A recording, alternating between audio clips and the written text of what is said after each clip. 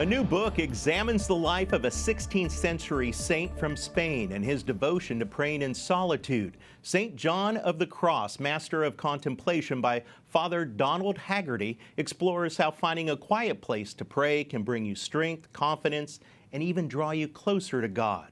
Our Tracy Sable recently spoke with the author. And Father Haggerty joins us now. Father, great to see you. Thank you so much for your time today.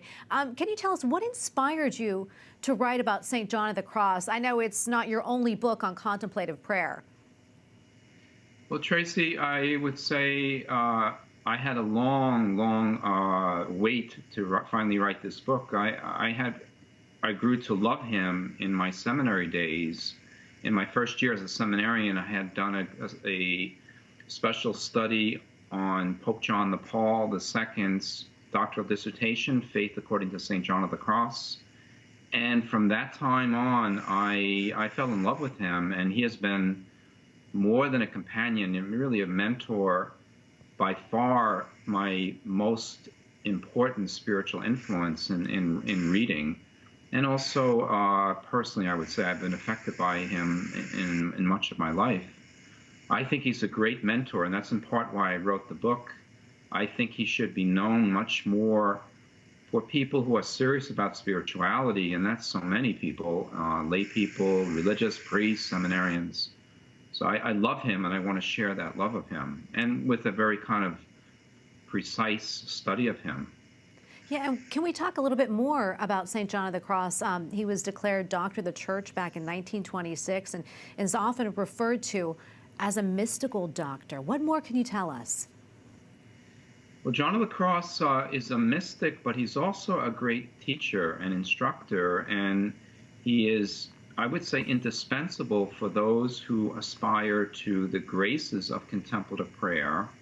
And he is very good at explaining the preliminaries, the purification that we need to undergo. He underscores the value of a certain level of asceticism in our life, the importance of how the will play into our life of charity and love.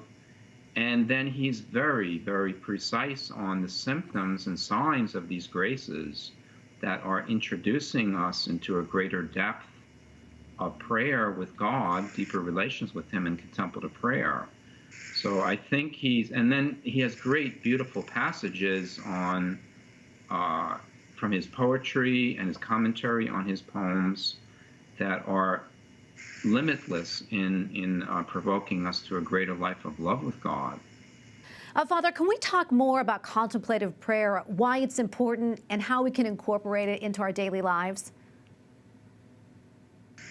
Well, it depends on our life, and some people might find it difficult, but we do need some silent prayer in our lives if we want to go to that next step in relations with God.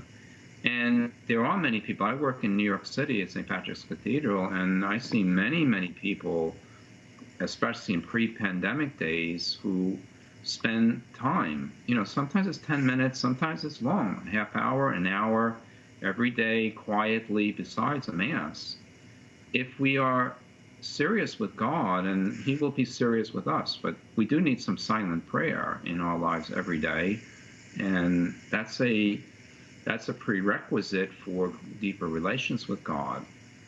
And prayer, in one way, is the key. If we have a serious life of prayer, there's no keeping God away from our life in a deeper manner. Father, do you have anything maybe that you'd like to talk about when it comes to your book that maybe will surprise readers, or you hope they maybe take away from it? I would like, if you read the whole book, you find that the reality of prayer is going to be affecting our life outside of prayer, that we really realize, as St. John of the Cross beautifully expresses, we end up wounded by our love for our Lord. And he has a beautiful passage which I treat later in the book, in which God himself is wounded for love of us, and the manner in which we, not look at God in a distant manner, but he really draws closer to us if we open up greater depths in prayer. At the same time, it's a sacrificial pursuit. that if we empty ourselves more, if we're more self-giving, and that's a challenge all the time. It's easy to take back those deeper, the deeper generosity in our life. But if we're courageous, if we want to walk that adventure with God, He is, always ready to take us further and further in a gift of Himself, and invite us to a greater gift of ourselves to Him. Well, Father Haggerty, thank you so much for talking with us about it. It was wonderful speaking with you, and we appreciate it. God bless you. God bless you, Tracy, and God bless all of your listeners.